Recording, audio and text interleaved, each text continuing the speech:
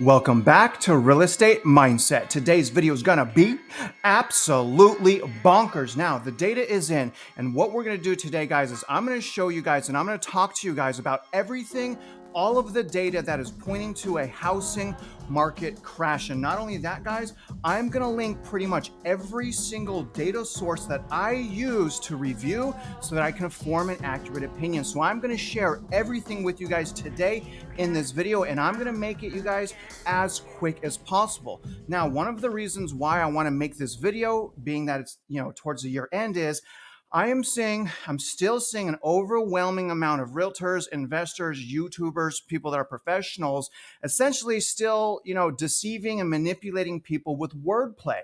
So I constantly hear people say it's not a crash, it's a correction. The thing is, guys, a correction, that's what, 2 to 3% change in real estate. The problem that I'm seeing is a lot of these people, essentially they're pushing leads, are using the crash versus correction narrative against people to essentially spin a web of manipulation so that they can push their narrative. And you guys, it's absolutely ridiculous, because here's the thing.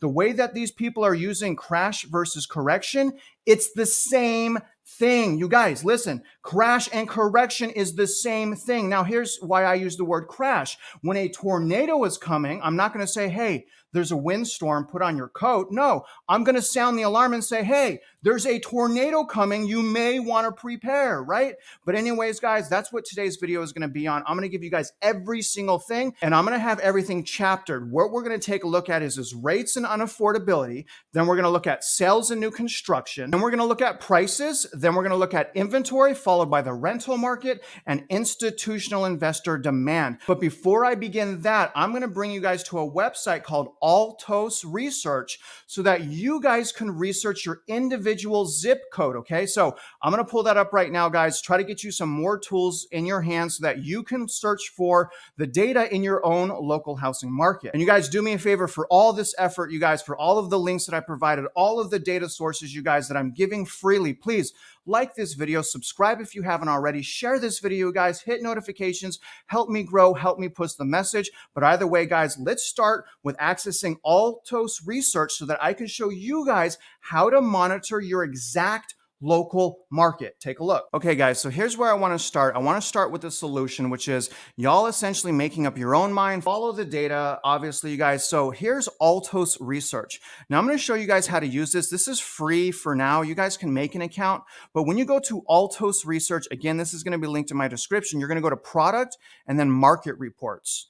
The reason why I like this, guys, and then you're going to scroll down and hit run a report, is this is zip code specific. So we can put pretty much any zip code right here, and it's going to print us out a chart over the last 90 days to show us the trends. So I really, really like this because I get a lot of emails and a lot of comments, that are asking me, can I research my viewers' local housing market? And you guys, I wish I could do, that for everyone, but instead what I'm doing is I'm providing you the links and the data so that you could do it yourself, which is really, really important. And I hope you guys understand that. But let me show you guys. So I'm going to put, a zip code in here. Let me just put in the Kingwood zip code, because that's what we've been studying. Hit enter. You're going to hit view, obviously Kingwood, Texas, hit view report. And this is going to give you guys a customized breakdown of what's going on. So according to this, Kingwood is not quite a buyer's market. It's getting there. But I like all of this data here, guys. If you want to know what median rent is and, things of that nature, this is really, really good. And then how many, on average days on the market houses are. So really good stuff here, guys. Here's median list price right here. You guys can take a look at. Here's all the averages. Now, obviously, you guys, Kingwood hasn't gone down that much. It's at about 300. The 90-day average is about 397. Okay, so if I go back here, that's, the average around February of 2022. So you guys can see that Kingwood is pretty strong. It's in Houston. I'm actually surprised it hasn't gone down too much. But the good thing is, guys, this is what you guys can use. Again, find information out on your own local housing market. And I really hope you guys love this information because, a lot of times this is what we pay good realtors to do, not normal realtors. They don't do this usually, but good realtors do this, guys. And I'm trying to get, I'm trying to put this power in your hands so that you don't have to rely on, professionals that are cheerleading in order for them to make more money, right? That's what we're talking about here. People playing with crash, correction. The thing, my biggest gripe is, guys, is, I get the wordplay. They're salespeople. I mean, for me, it's a circus. I mean, when I hear it's not a crash, it's a correction. It's just, what is a correct? The first thing I'm thinking of is like, y'all need to define it. But as soon as I start understanding that people are using crash versus correction to push their own narrative, I'm done. I don't need to watch those people anymore. I don't need to be a part of their lives, because you can't change their mind. They're usually smart enough to know that that they could be wrong, and they still wave goodbye to caution. Why aren't these professionals telling people to be more cautious in this market? You guys, please answer below, because I can't figure out, other than the greed, other than the capitalism making money, why do they stay stuck? I mean, we have the data now, right? We have the data. There's no mystery. My bad, you guys. I'm going to run through this video. Sorry for that rant. We're going to jump into all this stuff right now. I'm going to provide you guys all of the links so you guys can view for yourself. And where we're going to jump in right now is on interest rates and unaffordability. All right, guys. So let's take a look at interest rates. Here's the Fred 30-year fixed rate mortgage average. Essentially, what I want to point out is where rates were at starting this year. So we started this year, guys, as you guys can see this here, we started at 3.22% in January. Okay. So, in other words, interest rates have basically doubled. This isn't updated. This will be updated tomorrow. It shows 6.31. More than likely, the interest rates are going to be higher because the 10-year has gone up. Now, obviously, the federal funds rate, it's going to affect residential mortgage rates, but a lot of times investors price in what the Fed is going to do with the federal funds rate. But what you really want to pay attention to is the 10-year treasury. Okay. So the 10-year treasury has a big correlation. But what I want to point out, guys, is obviously home prices are going to go down more because rates are double. Unaffordability is way worse. This is the only time in history where rates have doubled in 1 year. Again, you guys, rates have doubled in 1 year. It has never happened before in the history of residential mortgage rates. So again, you guys, I'm going to point out a lot of things that are happening right now that are spelling out that we are already in a housing market crash. We're already in one, right? It's already started. And in my opinion, you can argue that it started the minute that the Fed started doing quantitative tightening, but I'm going to say that, we've started crashing since we've gone down from peak, which is May to June, depending on the data and the local housing market you're looking at. But let me show you guys now unaffordability. Now take a look at this chart. This is the payment to income ratio. Okay. So how much income it takes to pay for a mortgage. And right now we're sitting at 37.4% of median household income going to paying your mortgage. This is crazy. What if something happens, right? What if an emergency happens? That's not counting car loans, medical, food, gas, utilities. That's just a mortgage, you guys. That's insane. And if you look back here, the last time things were this unaffordable was the 1980s. And remember why that this is happening. The Federal Reserve is fighting inflation as a result of COVID. Let's just say COVID and the money printing and quantitative easing, and we'll just leave it at that for the sake of argument. But you guys, the Federal Reserve has to combat runaway inflation. The housing market or real estate accounts for 18% of the economy. 18%. And then shelter, you guys, shelter and housing accounts for 32% of CPI, which is an inflation gauge. So the Federal Reserve, Jerome Powell, has been very clear. Well, we can't really trust anything they're saying, but recently they've been extremely clear. They're going to go after the labor market. They're going to go after the rental market. The housing market is going to take a hit. They're doing it on purpose. They're telling us they're doing it on purpose, and these people still get it wrong, hence the need for this video. But you guys, obviously, rates have doubled in 1 year. It's never happened. Things are more unaffordable than the 1980s. What do you think is going to happen to price? Right? What do you think is going to happen? Right? It's going to keep going down. Let's move on to the next segment. Now, starting with new construction, what I want to point out, guys, is there's way too much inventory right now with new construction. I'm going to go over inventory a little bit later on in the video, but as you can see from this article, Lennar is starting to try to sell bulk housing, bulk property to institutional investors. Here's the thing, you guys, and here's where I really want to point this out. The institutional investors right now are saying, nah, we're good. If we wait a little bit, maybe we can get this whole block of houses for an extra 20% off, right? So the new, so institutional investors, you guys, they're getting slammed, and I'll go into that more at the end of the video. But I did want to point out that these new home builders can't just run to Wall Street and get bailed out. Wall Street right now is hurting on their own, but you guys, new construction right now is being absolutely gutted as a result of the quantitative tightening and unaffordability. And they have so much inventory right now, you guys, not even institutional investors are willing to purchase it yet. Take a look at the cancellation rate alone. And it's kind of hard to wrap my mind around this, guys, but the cancellation rate for new homes has skyrocketed to 26%. I cannot tell you how bad 26% cancellation rate is. I do have a little bit of empathy for good professionals, and this cripples the entire industry. When we have this type of cancellation rate, you guys, it's really bad. And here's the thing. This is just as of October. More than likely, the cancellation rate, you guys, is much worse. And I've gone in the field and talked to these field offices. A lot of them are saying the cancellation rate is over 50%. Absolutely astonishing. But not only is the cancellation rate surging, but look at the months of inventory that we have right now for new construction. This is the Fred Economic Data monthly supply of new homes in the United States. And you guys can see that we are at 8.9 months. You guys, this is astonishing amount of inventory. Obviously, when we're over 6 months of inventory, it becomes a buyer's market. So we're in an extreme buyer's market with new construction. Let me show you guys the 5-year. This is the 5-year outlook. So we have more inventory as far as supply than we've had in the last 5 years, but let's look at the 10-year, okay? So over the last 10 years, look at this. We still have 8.9 months of inventory for new construction. This is absolutely insane, you guys. But not only that, let's look at permits. So here's permitting. Now, I'm going to show you guys the longer, term for permitting so you can see where we're at historically. But this is just the 1-year new privately owned housing units authorized in permit issuing places. So this is how many permits, and you guys can see this is a 1-year outlook. Permits have gone down, right? I mean, look at this. This is, they're not permitting as much home building, but they're still stuck with a whole bunch of permits. Let me show you guys the 5-year map. So here's the 5-year. And as you guys can see, we pretty much are coming out of a historical permitting. Let me show you the 10-year.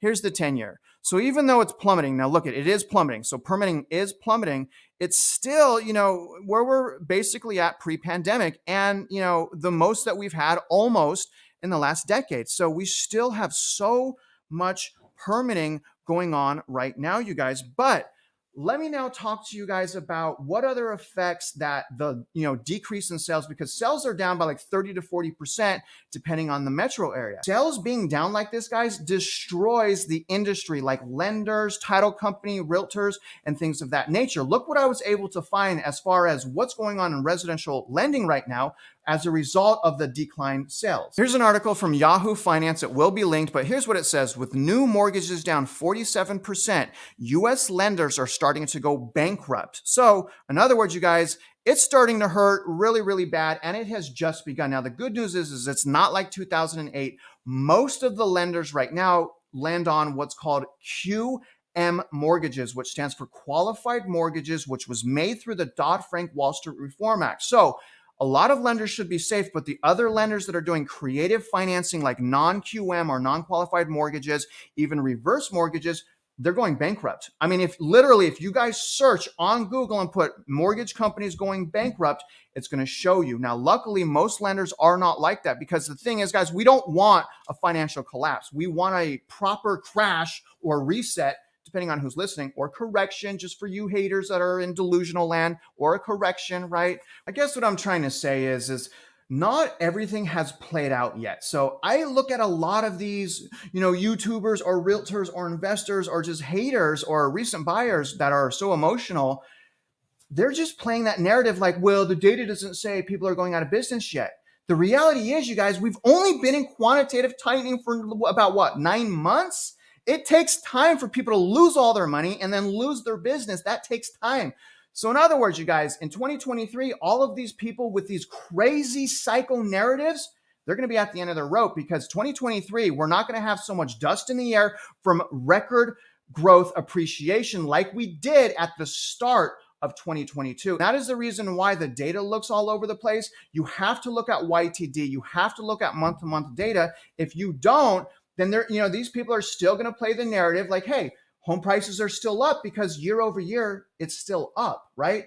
completely crazy. I mean, it's so irresponsible. Regardless, I know I'm ranting. Let's jump into the next part of the video now. Now, obviously, you guys, the next part of this video is about price. There's still so many people that don't understand how price works. Now, obviously, you guys, no metro area should have year-over-year decline. Okay, so for a metro area to end 2022 with year-over-year decline, not only tells us that not only are they in decline, but they've also lost all of the appreciation from the beginning of the year.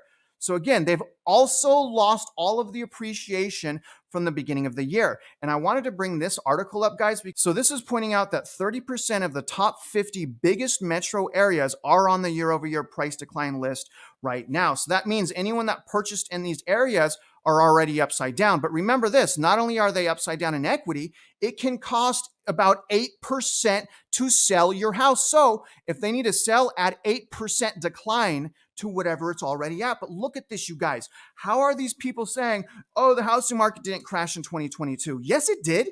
This is clear. I mean, it started, right? And in some places it's already crashed, like Austin. But look at these cities: San Francisco, San Jose, Los Angeles, Austin, Pittsburgh, Oakland, Detroit, Sacramento, Anaheim, Chicago, Philadelphia, Seattle, Riverside, Phoenix, Los Angeles, also Honolulu, New Orleans, Buffalo. There has been a bunch more cities and metros that have been on this metro year-over-year price decline list that are no longer on there. But you guys, there's no guessing needed. Prices are going down. They're crashing down at historical levels. It's in the data. We don't have to listen to these people anymore. And that's why I'm linking this stuff. You guys, please do me a favor.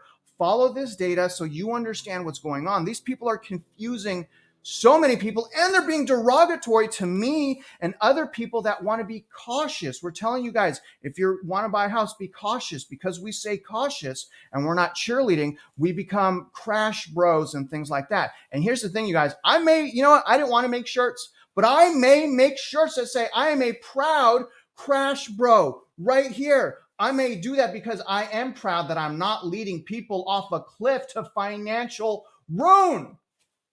Let's get into the next part of the video, which is accessing Redfin's median sales price. Again, you guys, I encourage you to go here. This is under the data center. So data center, and then you can check off all of these boxes, pick the metro area. But you guys, we have the data right now. Okay, so we have the data right now. This is saying that essentially the housing market peaked in June 19th at 391.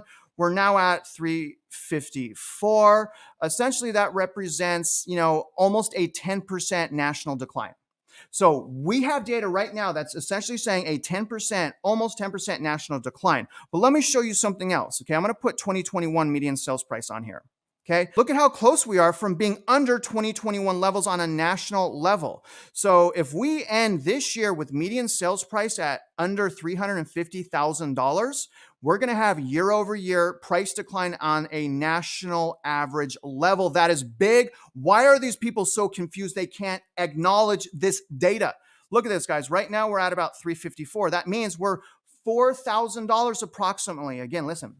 We're $4,000 approximately, according to Redfin, according to the link. I provided all the data. We are $4,000 for being away from year-over-year price decline on a national level. Will someone wake these people up? So anytime you guys hear someone say the housing market's not crashing, it's correcting, turn the channel, all right? They're deceiving you, or they don't understand how important our money is. If I lose 15 or 20% on a home I just put $100,000 down on, you guys, I'm going to start crying. I'm going to start crying. And then I'm also trapped. And then I also have to deal with being wrong. There's no way I'm going to put myself in that situation again. I already learned my lesson in 2008 by having my own foreclosure and bankruptcy well into 2009 and a repo. So I've already lost everything. I don't need to listen to these guys because I already know how it works. Plus, I've been in the business for 2 decades, rebound, built my credit up, and I own real estate. I get so much hate. People are like, oh, this guy doesn't own real estate. He's renting. He's a fool. People say that to me all the time. I don't want to brag about that I own real estate. That's not important. What's important is people slow down, be cautious, read the data, and be careful who you trust. Either way, let's jump into the next part of the video, which is, of course, months of supply. So I want to point out, guys, again, I'm using Redfin. This is months of supply. Now, 2022 is this black line. Okay, so this black line, now the blue line is 2019. And what I want to show you is we were briefly above pre-pandemic levels. Again, listen, on a national average, according to Redfin, the data is linked in the description. So to all the haters, to the non-crashers, you guys, the data is linked in the description. Check it out for yourself, right? Or acknowledge it. We, for a brief period of time, had more months of supply than we did pre-pandemic. Okay, for a brief amount of time, obviously the interest rates went down. We lost a little bit of supplies, but look at how close we are to having more months of supply than we did pre-pandemic. Why is no one talking about this? The months of supply is a huge deal because it also takes into account demand, and taking into account demand is important because 75% of the people that sell their house also buy a new one. So if people stop selling their houses, we don't need as much inventory to sustain the fundamentals of our market. Take a look at this next chart. But let me show you this, guys. Here's the housing inventory as far as active listings according to Fred. Now, historically, as far as the unit amount, we're low. Okay, we are low. The crazy thing is actually didn't plunge in November. It usually plunges in November.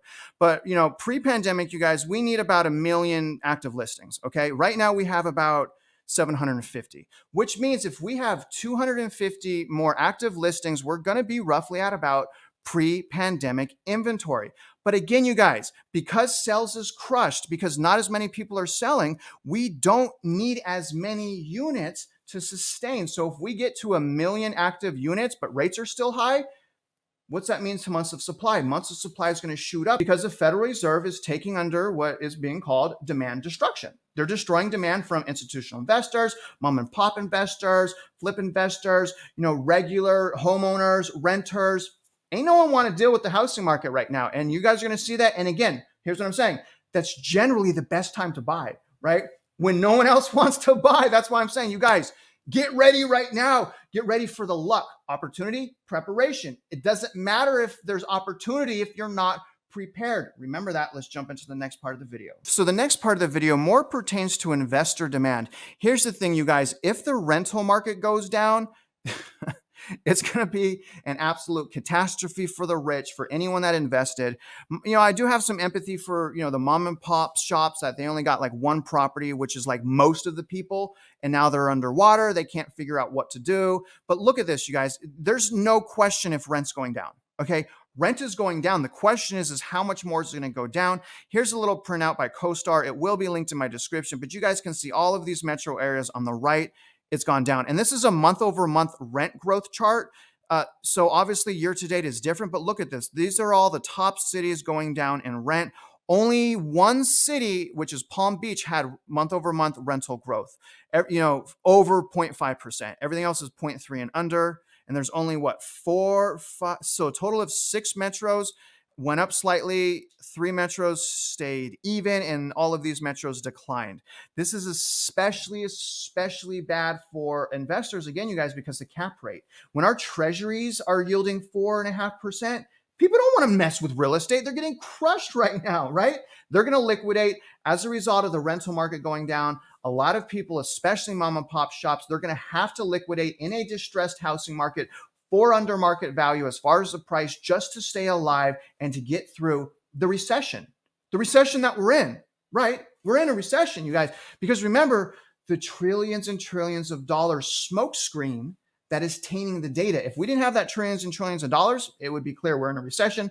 But people don't get that smoke screen of trillions of dollars is affecting the data. Let me show you something else. So commercial residential is also down, you guys. Commercial property is down 13% this year. And this counts apartments. So a lot of people that, are purchasing commercial multifamily, you guys, they're getting gutted, you guys. 13% down already in commercial residential. That's astonishing stuff. But not only that, take a look. Apartment demand unexpectedly fell during its busiest season, according to a new report. So obviously what I'm trying to point out here is there's no guessing. There's no emotion in this. My only emotion is the disservice that people are doing to the normal consumer that just doesn't know what to do. That's my gripe. We have the data, right? We have the data. You guys, there's so much going on right now.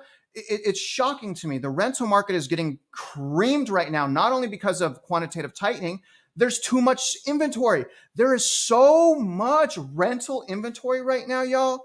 It's shocking. I mean, it's shocking. I cannot believe how much rental inventory. Now, here's the thing. A lot of people are like, we got to, be careful because institutional investors are going to come back into the market. But the reality is Blackstone Starwood Real Estate Investment Trust is limiting their withdrawals and is drawing attention from the SEC. So Blackstone, one of the biggest rental institutions in America, has limited withdrawals from their real estate fund, y'all.